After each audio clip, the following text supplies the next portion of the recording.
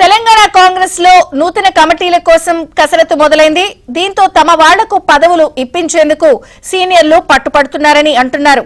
మరి పదవుల్లో పైరవీలకు చెక్ పెట్టేందుకు అధిష్టానం ఎలాంటి నిర్ణయం తీసుకోబోతోంది?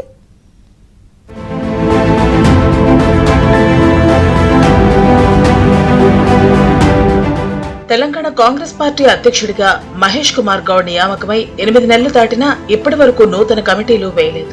నూతన అధ్యక్షుడి ప్రమాణ స్వీకారం చేసిన వెంటనే అప్పటిదాకా ఉన్న కమిటీలు రద్దయిపోతాయి. కొత్త అధ్యక్షుడు తనకు అనుకూలమైన సభ్యులతో కమిటీని వేసుకోవటం ఆనవాయితీ. అయితే పీసీసీ చీఫ్ మహేష్ కుమార్ గౌడ్ కి పార్టీ కమిటీలు వేయటం సవాల్గా మారింది. దీంతో కమిటీల ప్రకటన వాయిదా పడుతూ వస్తోంది. సామాజిక సమీకరణాలు కుదరకపోవడంతోనే కమిటీలు ఒక కొలిక్కి రావటం లేదని పార్టీ నేతలు చెబుతున్నారు. మరోవైపు తమ అనుచరులను కమిటీల్లో పెట్టాలని ముఖ్య నేతలందరూ గట్టిగా అధిష్టానంపై ఒత్తిడి తెస్తున్నారు. పార్టీలో కమిటీల ఏర్పాటు అంశంలో నాయకుల నుంచి తీవ్ర ఒత్తిడి వస్తూ ఉండటంతో పీసీసీ చీఫ్ ఓ కీలక నిర్ణయం తీసుకున్నారు. ఈసారి కొత్తగా పీసీసీ అడ్వైజరీ కమిటీ వేయాలని నిర్ణయించారు. దాదాపు 20 మంది సీనియర్లను ఈ కమిటీలోకి తీసుకోవాలని ఏఐసీసీ నుంచి అనుమతి కూడా పొందినట్లు తెలుస్తోంది.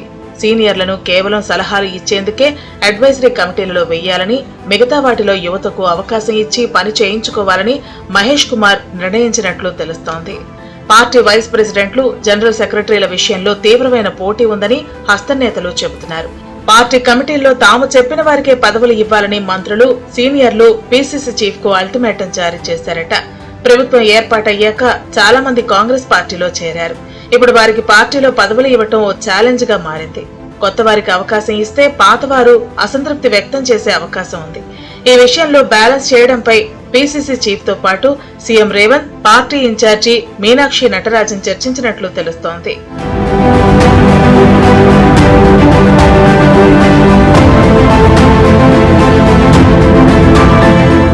పార్టీలోని కమిటీల్లో అందరినీ సంతృప్తి పరిచేందుకు జంబో కమిటీ వేసినా సామాజిక ఈక్వేషన్స్ కుదరటం లేదు.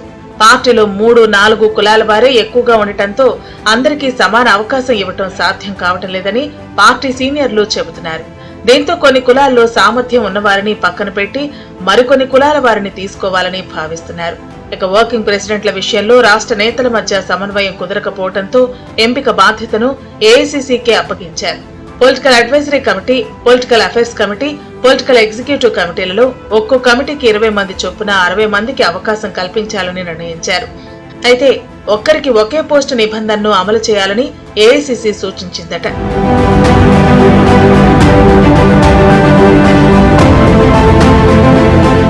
కమిటీల్లో చోటు కోసం పట్టుపట్టి కొందరు పదవులు పొందటం తప్ప పార్టీ కోసం కష్టపడి పనిచేయటం లేదనే వాదన కూడా నడుస్తోంది. ఇలా పనిచేయకుండా పదవుల్లో ఉన్నవారిని పక్కన పెట్టే హక్కు పీసీసీ చీఫ్ కు ఉండేలా నిర్ణయం తీసుకుంటున్నామని పార్టీ పెద్దలు చెబుతున్నారు.